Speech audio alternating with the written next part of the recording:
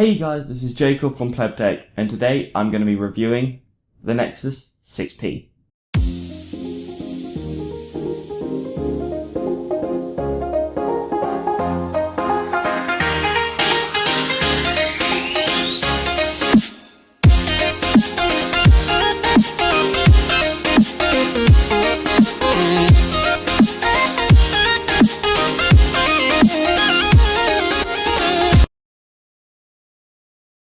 So to start with, it has a 5.7-inch AMOLED display, 1440p, with two front-facing speakers, which surprisingly still isn't a standard feature on phones. I mean, these things are fantastic. They can even match, or at least come close, to some laptop speakers. It also has an 8-megapixel selfie camera, which takes pretty reasonable footage. As you can see from here, on the back it has a rubber grip at the bottom. I mean, I assume it's for grip, but to be honest, I have no idea what it is. The Nexus logo, and a fingerprint sensor, which is a really snappy fingerprint sensor. Whatever Google and Huawei, whatever Huawei and Google did, keep doing it. This is really impressive. Really impressive. Slightly above that is the camera. 12.3 megapixel camera. With flash, with the controversial camera bump. I mean, this generation is, well, as I mark it, the generation of the hump. Well, that came out wrong. Basically, all other phones, popular phones, has come with a camera bump. The S6 and the 6S come to mind. But this looks good.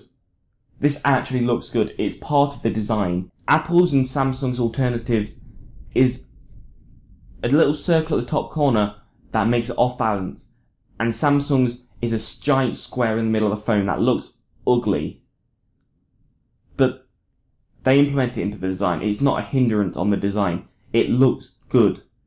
Now this is going to probably be the first thing to crack if you've not got a case, as it is made out of glass, but it feels good, it looks good, and it takes high quality pictures. The 12.3 megapixel camera is fantastic.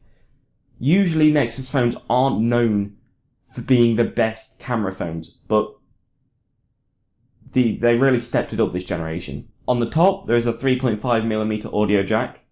On the bottom, the USB Type-C connector, which is basically very reminiscent of the Lightning connector, just basically inverted. On the left side, there is a SIM card slot, nano. And on the right, there is a power button and volume rocker. Power in this phone is an Adreno 430 GPU, Snapdragon 810 processor, and 3 gigs of RAM. My model has 32 gigs of storage, but I believe it also comes in 16, 64, and 128. So now we've been through the specs, how's the experience? Because to be totally honest, a phone doesn't mean anything if the experience is terrible. And it's not bad. It's quick, it's snappy, it's responsive, and it does everything you need it to do. I have a couple of gripes with it though.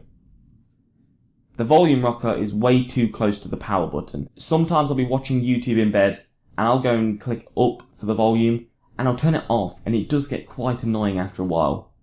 Also, I've had quite a few crashes, like Skype and Facebook. They quite often crash on me for some reason. I don't know why. They tend to be on more social apps like Twitter and Facebook, but it doesn't tend to be on games, which is strange. But talking about games, every game I've tried has run fantastically on here. It's a really good device. So as most of you already know, Nexus phones were created to be developer options. Then they have the latest version of Android constantly, and they get all the updates day one. They also have stock Android, which means this has Android 6 Marshmallow. And while I may not be the one to give you information about the new updates and what made it change, because I myself came from an iPhone 5 and then an iPhone 4S before that.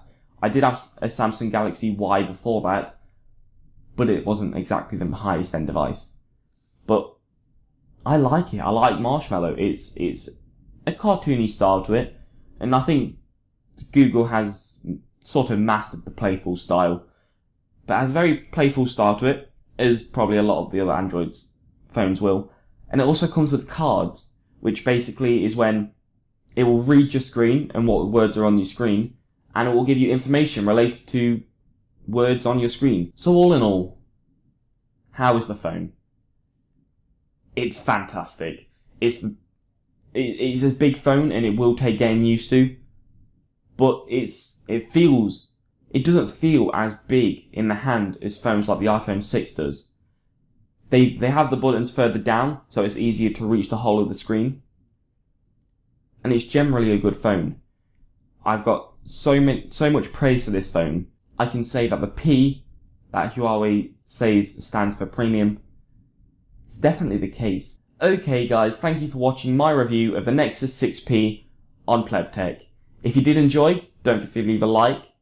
And tell me if you've got a Nexus 6P. Tell me in the comments below if you enjoyed the experience. And if you're not, tell me if you're going to get one or not. It is a very good phone, I would recommend it. Last but not least, don't forget to watch all upcoming content by clicking that subscribe button. Thank you for watching guys. This is Jacob signing off. See ya.